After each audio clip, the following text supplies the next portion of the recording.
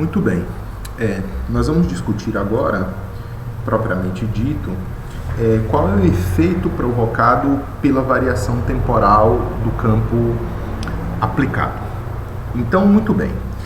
Nós vamos, então, a partir de agora, buscar de maneira qualitativa e quantitativa, posteriormente, vincular a variação de campo magnético, a variação temporal, com o surgimento de um novo campo, de um campo elétrico, num certo condutor. Então, esse é um fenômeno novo, porque até aqui nós estudamos, na realidade, todos os fenômenos da eletrostática e da magnetostática, tal qual se campos elétricos e campos magnéticos fossem entidades disjuntas, quando na verdade não são. A variação de um pode acarretar o surgimento de outro e vice-versa, como nós veremos. Então, o panorama que nós queremos traçar agora é, inicialmente, investigar como é que se dá o surgimento de um campo elétrico induzido num certo condutor a partir da variação de campo magnético numa certa região do espaço, certo? Então, por que essa ideia é importante? Porque pode não ter ficado claro a partir da lei de Faraday-Lenz, quando a gente olha para a lei de Faraday-Lenz, o que é que ela diz para a gente? Bom, a variação de fluxo de campo magnético numa certa região do espaço, essa variação temporal corresponde a uma formação de uma força eletromotriz induzida e, portanto, como nós já vimos, uma corrente. O sinal negativo, interpretado à luz da lei de Lenz, como nós vimos anteriormente, deve ser entendido como um fenômeno de oposição, a formação de um campo de contrarresposta a essa variação temporal do campo aplicado, do campo B. Mas ainda a natureza do campo é a mesma, campo magnético aplicado, campo magnético induzido. A grande questão é a seguinte: bom, tudo bem, existe então uma força eletromotriz que é criada pela variação temporal de campo magnético, tá legal, e isso está associado a uma corrente, mas nós aprendemos anteriormente que correntes são um fenômeno coletivo associado a movimento de portadores de carga. Então, afinal, que raios ou que entidade física é essa que movimenta esses portadores de carga? Movimento aqui no sentido, claro, deve ser entendido no sentido de velocidade de deriva, como foi discutido no contexto de correntes elétricas e como é que esses entes surgem. Então nós vamos ver exatamente isso, que como foi visto lá, densidades de correntes são acarretadas por campos elétricos aplicados num certo condutor.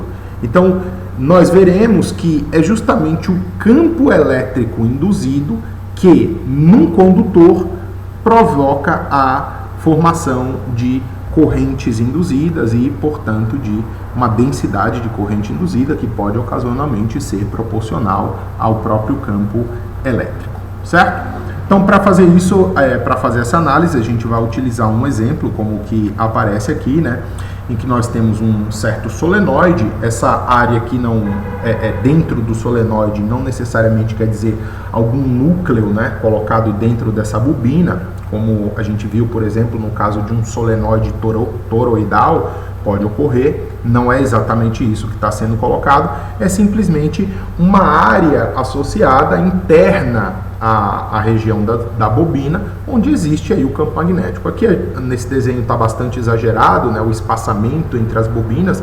A gente poderia considerar essas bobinas aproximadamente como coladas, muito próximas umas das outras, de maneira a desprezar a contribuição de campo na região de fora.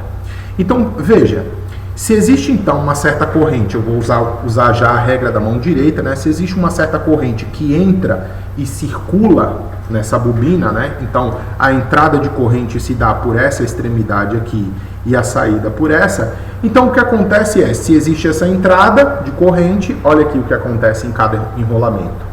A corrente, se a gente fizer um corte transversal, ela sai por aqui e do outro lado ela entra. De todo modo, se nós olharmos para uma vista ao longo do eixo de simetria do solenoide, né, desse eixo cilíndrico aqui, nós veríamos que B aponta dessa forma, considerando todas essas aproximações que nós fizemos aí, né, desprezando qualquer efeito de vazamento de campo, né, magnético para fora dessa região das bobinas, basicamente considerando a região interna. Então, você veja que se existe uma corrente estacionária colocada ali, então existe um campo magnético, a gente sabe como calcular esse campo. Esse campo depende da densidade de espiras, depende da corrente, etc, etc, etc, como nós já vimos algumas vezes. Agora, a questão é o seguinte: se nós promovêssemos um gradual aumento ou redução dessa corrente, essa corrente já não seria mais estacionária, mas haveria variação de corrente no tempo e haveria, portanto, variação de campo aqui.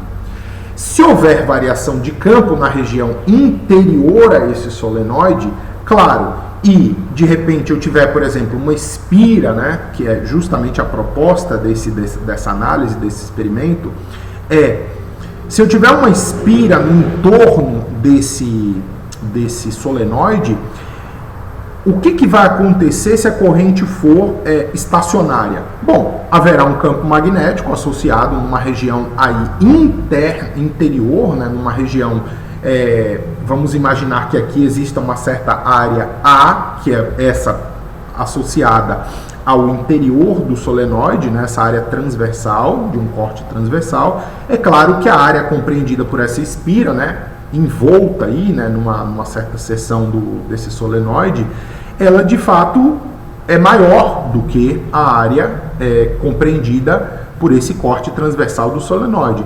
Mas de todo modo, como a corrente é estacionária, não há variação de fluxo nesse caso. O fluxo através dessa área é dado por produto B vezes A, considerando a aproximação, né, de que as dimensões desse solenoide não vão importar e que o campo magnético é aproximadamente o campo no centro, etc. e tal.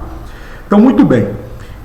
Olhando para isso, então, se o campo é estacionário, não há variação de fluxo. Mas variando a corrente, como nós vimos, aumentando ou diminuindo, ou seja, existe uma taxa DI/dt, uma variação temporal de corrente no tempo, então haverá variação de fluxo nessa região A, compreendida por esse corte transversal aí do solenoide. Então, na região A, eu posso considerar que há variação de fluxo. Ora, mas dentro dessa região A existe, claro, ainda uma região maior compreendida pela espira envolta ali. Se houvesse, de fato, um galvanômetro aqui, né, acoplado a esse loop, mas esse loop maior, né, de área maior, de raio maior, o que se veria com essa variação de corrente na entrada e na saída? A gente veria exatamente a formação de uma corrente de indução, de uma força eletromotriz induzida nesse caso. E bom, nesse caso o que aconteceria? Vamos imaginar, por exemplo, que essa taxa de variação da corrente, né, DI/dt, fosse positiva. Vamos imaginar isso, né? Então, se ela for positiva, o que vai acontecer? O campo B aumenta nessa direção, certo? E sentido.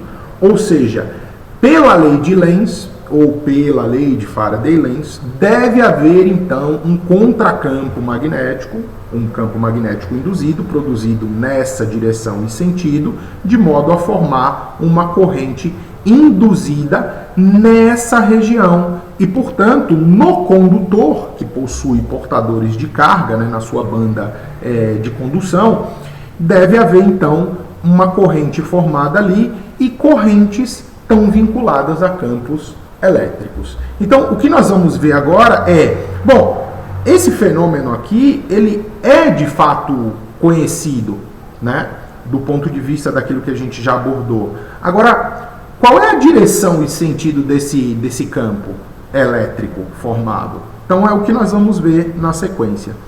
Então, como nós vimos anteriormente, no capítulo associado a diferenças de potencial e relação entre potencial e campo elétrico na eletrostática, ainda está valendo aqui, nos fenômenos associados a variações temporais, que diferenças de potencial ou voltagens, como nós vimos na física de circuitos, né, circuitos até aqui de corrente contínuas, né, voltagens estão associados a circulações ou integrais de caminho de circulação de campo elétrico. Então nós vimos uma relação particularmente interessante lá nos capítulos iniciais na eletrostática, que era a diferença de potencial correspondia a uma integral de E escalar dr.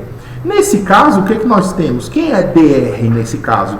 dr são os elementos de trajetória de circulação aqui ao longo dessa espira, né? Ao longo dessa espira. Então, o que é que nós teríamos aqui? Então, o que essa equação que continua válida, permanece válida, né? No caso ainda dos processos de variação temporal de campos, o que essa equação diz? Que existe uma certa rotacionalidade do vetor campo elétrico. Ou seja, ao longo dos vários elementos de trajetória, os campos sempre vão apontar em certas direções, né?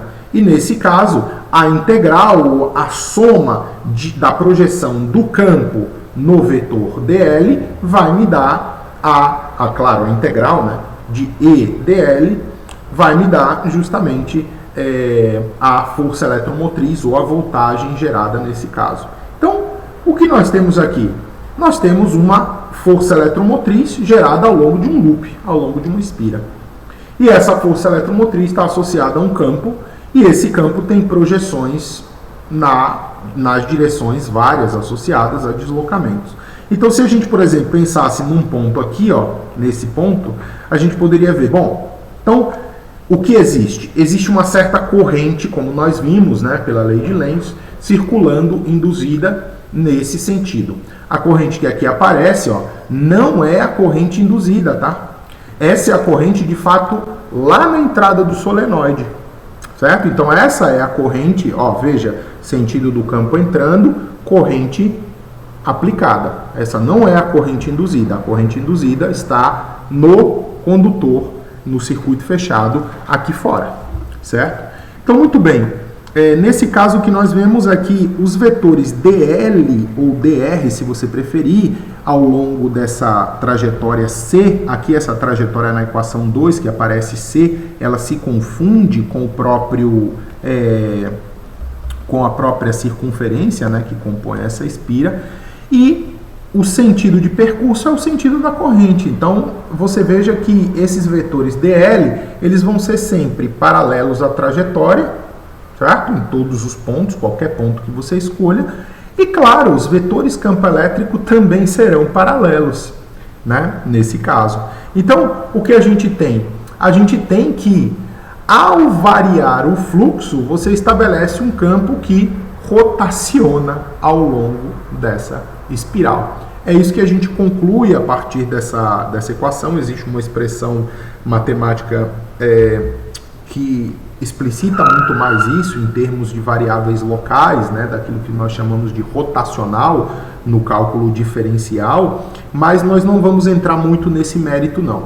Nós vamos simplesmente nos ater ao fato de que, quando olharmos para forças eletromotrizes induzidas, a equação 2 permanece válida. Então a gente vai olhar para o elemento de trajetória, como ele é percorrido nos diversos pontos, e olhar para os campos que são projetados nessa direção. Aqui fica óbvio que esses campos eles têm que ser, de fato, paralelos sempre, ou seja, ao vetor dl. Tá correto? Então, essa é a primeira vinculação que nós vamos ter entre campo elétrico gerado a partir de uma variação de campo magnético. Ah, professor, mas você disse que é a variação de fluxo que entra na lei de Faraday-Lenz. De fato, não precisa só ser o campo magnético que muda, né? Pode ser você pode ter como nós vimos nos exemplos, intensidades de campo que não variam necessariamente, mas pode ter áreas que variam, né? Então, isso gera fenômenos de indução naturalmente. Mas o que eu quero chamar a atenção é que fluxos estão sempre acoplados com campos. E nós vamos ver que existe uma relação entre variar o campo e variar e produzir um certo vetor E que tem uma certa propriedade de rotacionalidade. Então esse é o campo elétrico induzido que vai surgir aí para a gente analisar. Tá legal? Na sequência temos um exemplo para apreciar um pouco toda essa discussão.